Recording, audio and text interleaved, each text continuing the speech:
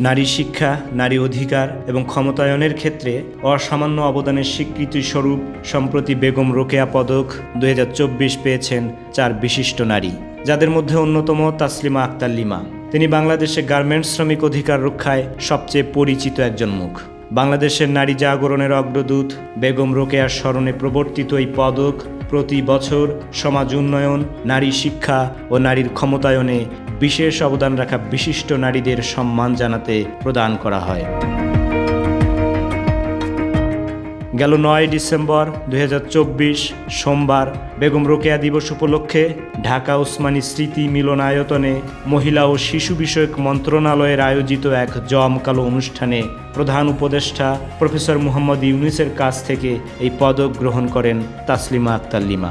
চলুন জেনে আসি তাসলিমা আক্তার লিমা সম্পর্কে। তাসলিমা আক্তার একজন বিশিষ্ট শ্রমিক ও নারী অধিকার কর্মী, পাশাপাশি একজন স্বনামধন্য আলোকচিত্রী। তার কাজের মাধ্যমে তিনি সামাজিক বৈষম্য ও শ্রমজীবী মানুষের জীবন সংগ্রাম তুলে ধরেছেন। বিশেষভাবে উল্লেখযোগ্য তার তোলা সেই বিখ্যাত আলোকচিত্র যা 2013 সালের রানা প্লাজা ধসের পর আন্তর্জাতিক পরিচিতি লাভ করে। এই চিত্রে এক পুরুষ ও নারীর মৃত্যুর আগে একে অপরকে আলিঙ্গনের দৃশ্য ধরা পড়ে। এটি শুধু একটি আলোকচিত্র নয়, বরং সারা বিশ্বের সামনে রানা প্লাজার ভয়াবহতা এবং শ্রমিক জীবনের বাস্তবতা তুলে ধরেছে। ছবিটি শেষ আলিঙ্গন নামে পরিচিত এবং এটি টাইম ম্যাগাজিনের ইয়ার ইন পিকচার বিভাগে প্রথম স্থান লাভ করে। তাসলিমা আক্তার গার্মেন্টস শ্রমিকদের জন্য নিরাপদ কর্মপরিবেশ, ন্যায্য মজুরি আদায় এবং তাদের নানাবিধ অধিকার রক্ষায় অসামান্য ভূমিকা রেখেছেন। তার জন্ম 1974 সালে। তিনি ঢাকা বিশ্ববিদ্যালয় থেকে বিজ্ঞান ও জনপ্রশাসনে মাস্টার্স ও এমফিল সম্পন্ন করেন। পাশাপাশি আলোকচিত্রে উচ্চশিক্ষা গ্রহণ করেন পাঠশালা থেকে।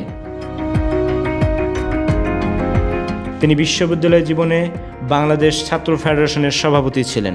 ছাত্র ফেডারেশনের সভাপতি হিসেবে তিনি বিশ্ববিদ্যালয়গুলোতে যৌন নিপীড়ন বিরোধী ছাত্র আন্দোলন, শিক্ষা ব্যয় বৃদ্ধির বিরুদ্ধে আন্দোলন ও শামসুন্নাহার হলে পুলিশের আক্রমণ পরবর্তী নির্যাতন বিরোধী শিক্ষার্থীদের আন্দোলনে সামনে থেকে নেতৃত্ব দিয়েছেন।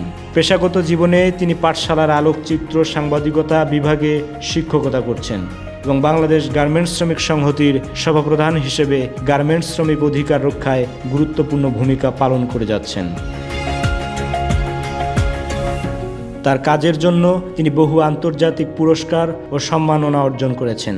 এর মধ্যে উল্লেখযোগ্য জুলিয়া মার্গারেট ক্যামেরন পুরস্কার, ওয়ার্ল্ড প্রেস ফটোগ্রাফি অ্যাওয়ার্ড, ৫ম ডালি আন্তর্জাতিক ফটোগ্রাফি এক্সিবিশনের শ্রেষ্ঠ আলোকচিত্রী পুরস্কার। তাসলিমা আক্তার ব্যক্তিগত জীবনে গণসংহতি আন্দোলনের প্রধান সমন্বয়কারী জননেতা জোনায়েদ সাকির সাথে বিবাহ বন্ধনে আবদ্ধ। তার পিতা ছিলেন ব্যবসায়ী শামসুল হুদা এবং মাতা বেগম জীবুন্নেসা।